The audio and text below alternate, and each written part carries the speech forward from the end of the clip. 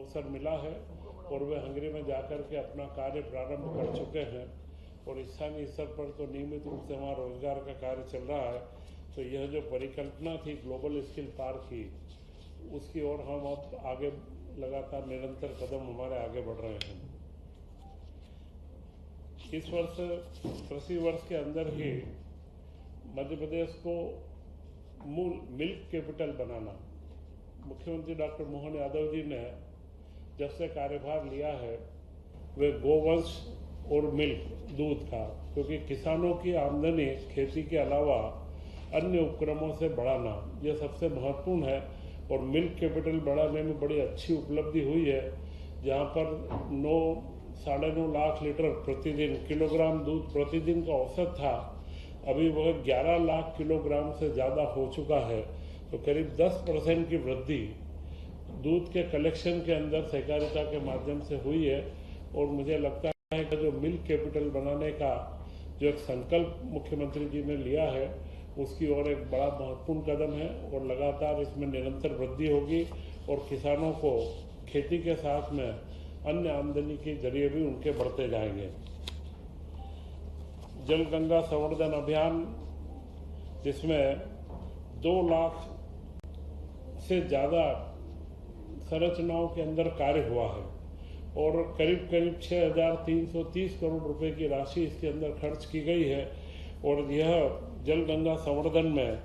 देश के अंदर मध्य प्रदेश का प्रथम स्थान है।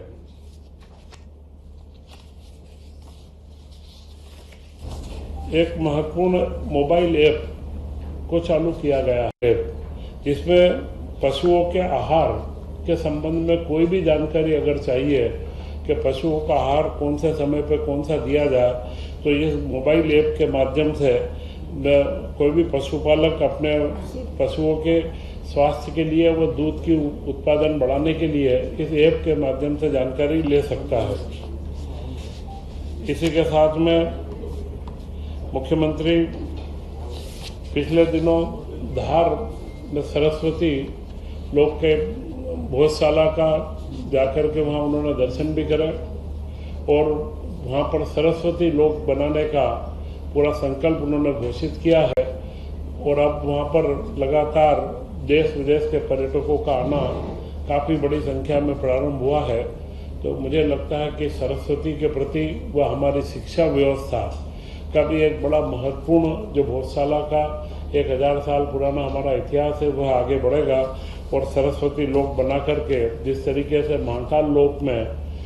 जो आज पर्यटकों की या दर्शनार्थियों की संख्या बढ़ी है, उसी अनुसार सरस्वती लोक में भी लगातार इसमें वृद्धि होगी। प्रधानमंत्री जी की महत्वपूर्ण योजना पीएम सूर्य घर योजना,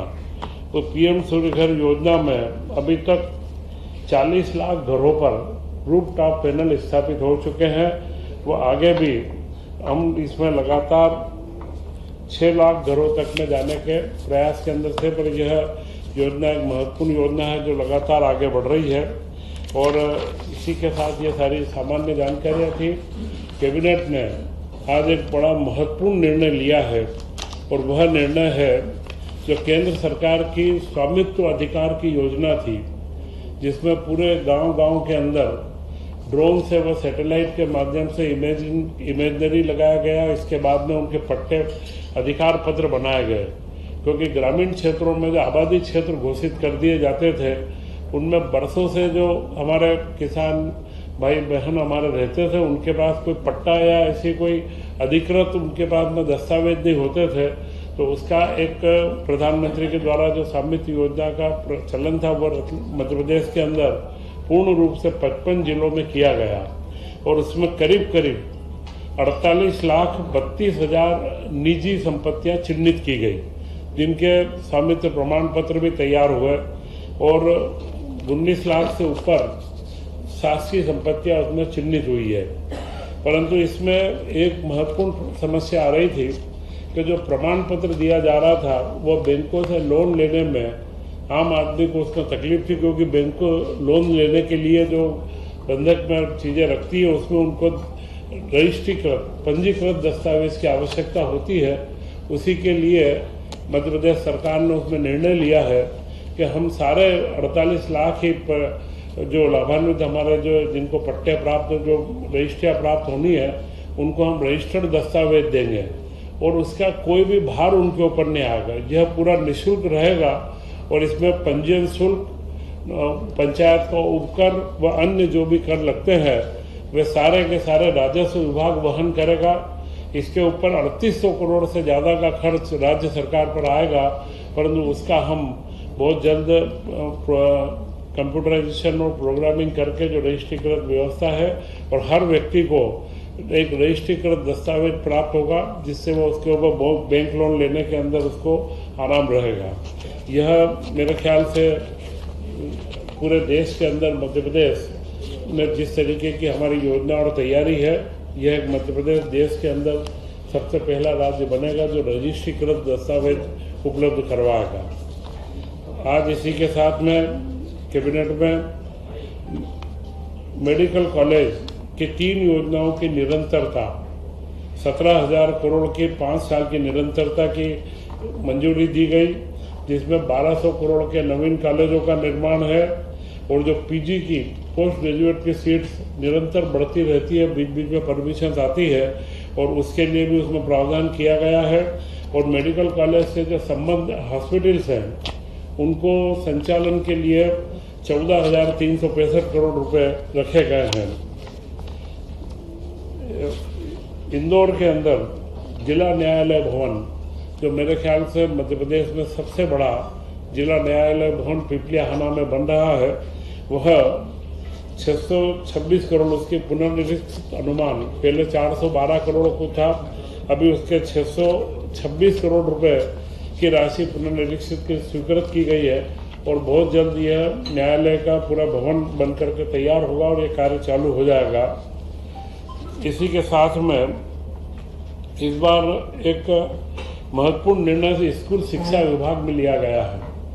1ली से 8वीं तक के बच्चों को करीब करीब इसमें 600 रुपये 2 ड्रेस के डीबीटी के माध्यम से दिए जा रहे थे, परंतु यह देखने में आया था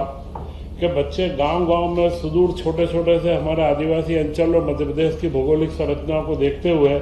उस तरीके का कपड़ा मिलना, ड्रेस का वो सिलाई के लिए बराबर व्यवस्था होना इतना व्यवस्थित नहीं हो पा रहा था। तो इस बार ये निर्णय लिया गया है कि 1ली से 8वीं तक के सारे बच्चों के लिए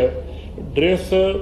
सिलवा करके दी जाएगी और उसमें टेंडर लगाए जाएंगे। और महत्वपूर्ण निर्णय लिया कि उसमें मध्य प्रदेश के उद्योगों के द्वारा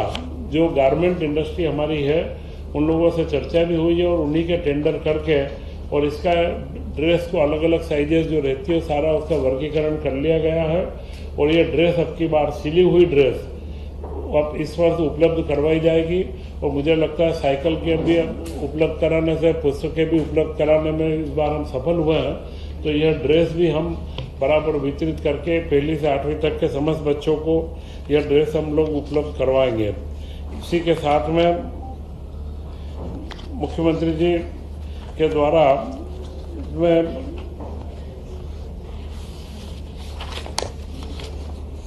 2 तन्वी और 2 पिक्चरों के अनुसमर्थन थे जो पूर्व में आई थी, उनको अनुसमर्थन का मामला था। ये सारे महत्वपूर्ण कार्य जिनके माध्यम से मध्य प्रदेश की छवि एक प्रगतिशील राज्य के रूप में बने, इन सारे कामों को निरंतर गतिशीलता दी जा रही है। और मुख्यमंत्री डॉक्टर मोहन यादव जी ने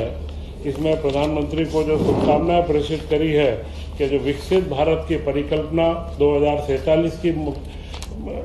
प्रधानमंत्री जी की है, उसमें मध्य प्रदेश कहीं पीछे नहीं रहेगा और एक विकसित मध्य प्रदेश के रूप में 2047 के अंदर मध्य प्रदेश भी एक विकसित राज्य बनेगा। यही महत्वपूर्ण मुद्दे थे। जय हिंद।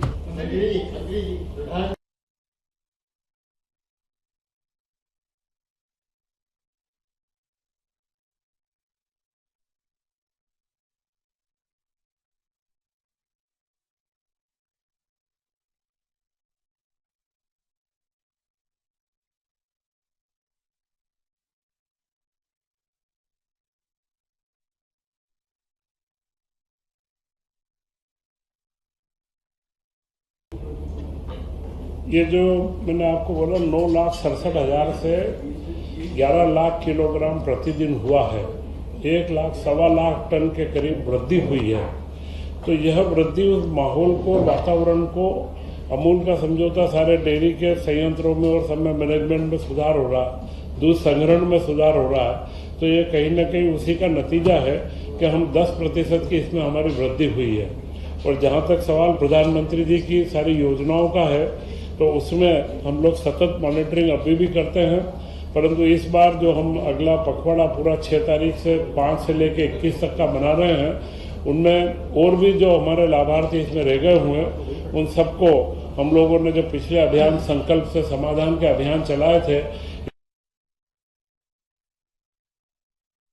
जो भी हमारे हितग्राही, इसमें हम खुद चयनित करने, हमारे शासन प्रशासन के अधिकारी वो पूरा अमला जा करके घर घर को ढूंढेगा और जिसको हम लाभ दे सकते हैं उनको हम लाभ दिलवाएंगे।